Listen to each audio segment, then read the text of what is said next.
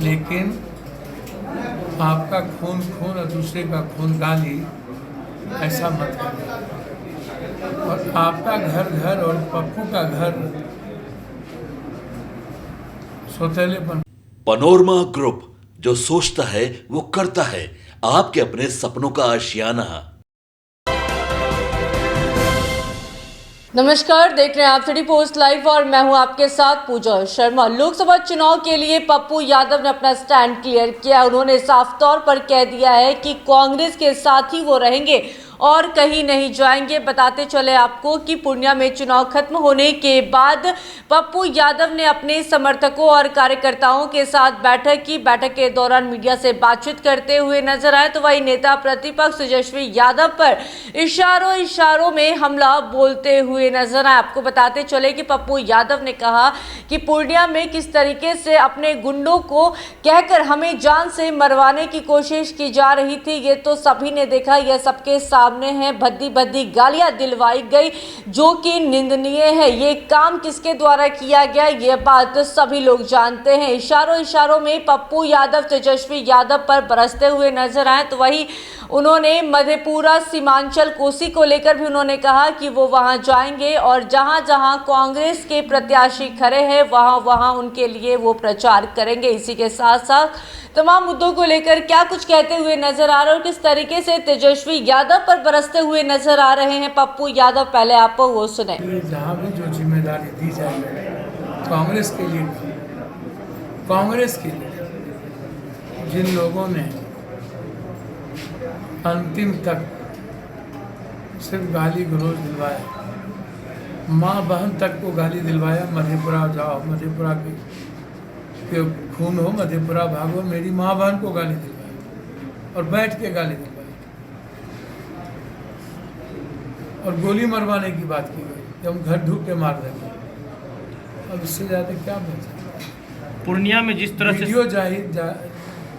आप एक तरफ एक परिवार के लिए पूरा परिवार खड़े हो जाते हैं। हम भी तो किसी मधेपुरा के खून होंगे, पूर्णिया के खून होंगे, हमारा भी तो कोई खून होगा, हम भी तो किसी खून के पुत्र होंगे या संस्कार होगा। मेरा खून ऊपर से थोड़े टपक गया होगा, हम भी तो पूर्णिया मिट्टी के निपुण हैं। आप हमको बता दें। तो आप जब एक परिवार के लिए पूरा परिवार एक मंच पे जा सकते हैं और दूसरी तरफ एक व्यक्ति के लिए पूरा परिवार अंतिम सांस तक उसको खत्म करने के लिए लड़ सकते हैं, ये दोनों दो चीज़ क्यों, दोनों सौतेलापन का व्यवहार क्यों। आपका परिवार अब पूर्णिया मधेपुरा का मिट्टी का बेटा और यहाँ के खून का क्या ये फेंक के आता है, ये नहीं हो सकता।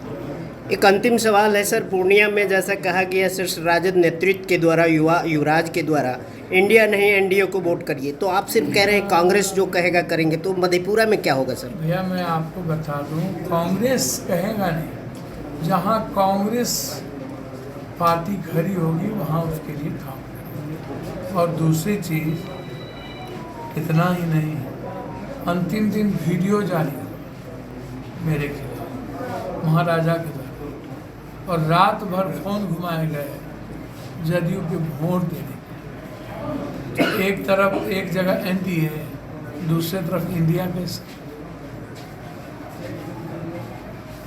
ये दो बात कैसे, किसको मदद कर रहे हैं, भाजपा को, किसको, किसकी सरकार देखना चाहते हैं, भाजपा की या राहुल गांधी?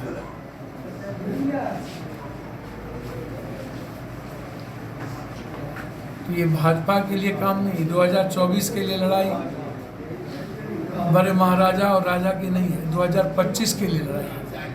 2024 की लड़ाई ही नहीं लड़ी। 2024 में तो ये बिहार से वहाँ ओवर देना चाह रहा है।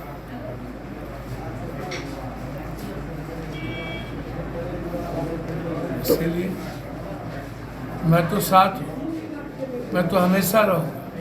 मैं तो आज भी कहता हूँ कि मैं पाटलिपुत्रा और छपरा जाने के लिए मैं तैयार हूँ, लेकिन आपका खून खून और दूसरे का खून गाली, ऐसा मत करिए। आपका घर और पप्पू का घर सौतेलेपन। पूरी दुनिया पूर्णिया को देख रही है, पूरी चर्चाएं सिर्फ पूर्णिया की है। एक नई राजनीति, एक नया political culture, political history Bihar पुरानी हर चीज़ों के दौर से निकलना चाहिए। कोसी सीमांचल सिर्फ हर परिवार के बच्चों के भविष्य के लिए जीना चाहते हैं। उसकी इकोनॉमी, इस इलाके का विकास, मक्का, मखान, हाइडेन, इस इलाके में अधिक से अधिक फैक्ट्री और 6 महीने के अंदर कोसी सीमांचल में भ्रष्टाचार मुक्त हर कीमत पर ब्लॉक और सरकारी दफ्तर, किसी भी तरह का कोई दखल नहीं होने देंगे। कोसी सीमांचल के किसी जिले में अफसरशाही, इंस्पेक्टर राज को नहीं चाहिए। आम आदमी की आज़ादी हमारी पहली प्राथमिकता होगी, भ्रष्टाचार से आज़ादी पहली प्राथमिकता होगी हर कीमत पे। और आज बैठक आम आदमी की इकोनॉमी के लिए हम सब काम करें। आज बैठक रखा गया था सर, क्या 4 जिले की बैठक थी, वैसे 3 जिले मधेपुरा, सुपौल, सहरसा को थैंक्स देना था कि सभी लोगों का जो सहयोग, आशीर्वाद, सभी दल के वर्कर का और सभी जाति के अपनों का जो आशीर्वाद हमको मधेपुरा, सुपौल, सहरसा और कोसी सीमांचल के लोगों का मिला, उसमें चुनाव के बाद अपने पैतृक गांव में आकर के कुछ पल बिताना मेरे लिए सुखद अनुभव। हम एक नई ऊर्जा के साथ हमें जो जिम्मेदारी कांग्रेस के द्वारा दी जाएगी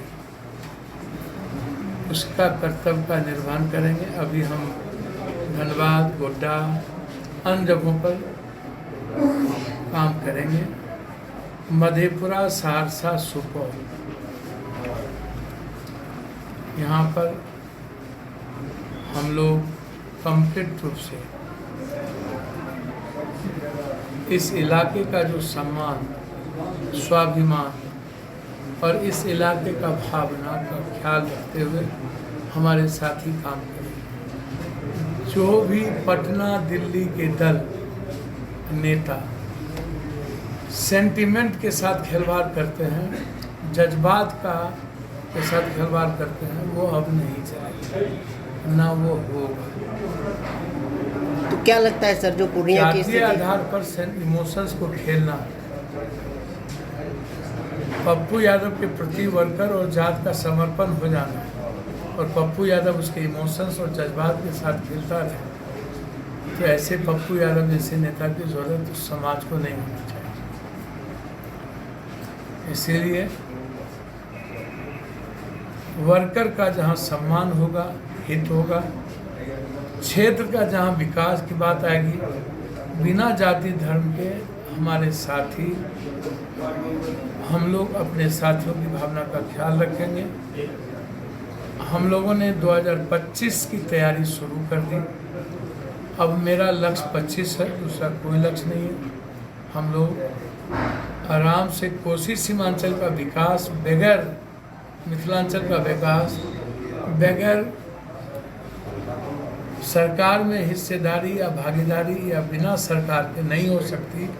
आज़ाद हिंदुस्तान के बाद हम लोगों ने देख लिया। इसीलिए जहाँ होगी कोसी सीमांचल की भागीदारी वहीं होगी सरकार, और सरकार तब तक नहीं बनेगी जब तक कोसी सीमांचल की भागीदारी नहीं होगी। तेजस्वी यादव से कई सवाल दागते हुए नजर आए पप्पू यादव। उन्होंने साफ तौर पर सवालिया लहजे में पूछा कि आखिर पप्पू यादव के घर से सौतेलापन क्यों, आखिर यह नाइंसाफी क्यों हमारे साथ ही हो रही है। इसी के साथ साथ उन्होंने कहा कि पूर्णिया में अगर आप भाजपा के लिए वोट मानेंगे तो ऑब्वियस सी बात है कि भाजपा की ही सरकार बनेगी, ना कि कांग्रेस की सरकार बनेगी देश में, इसका मतलब कि आप भाजपा के लिए प्रचार कर रहे तेजस्वी यादव पर जोरदार निशाना साधते हुए नजर आए पप्पू यादव। तो वही उन्होंने कह दिया कि अगर ये मानसिकता है आपकी तो ये हम चलने नहीं देंगे। इसी के साथ साथ तमाम मुद्दों को लेकर क्या कुछ कहते हुए नजर आ रहे थे पप्पू यादव, सुना आपने। तो फिलहाल इस खबर में बस इतना ही। तमाम जानकारी के लिए बने रहें सिटी पोस्ट लाइव के साथ। इस वीडियो को लाइक करें, शेयर करें और चैनल को सब्सक्राइब।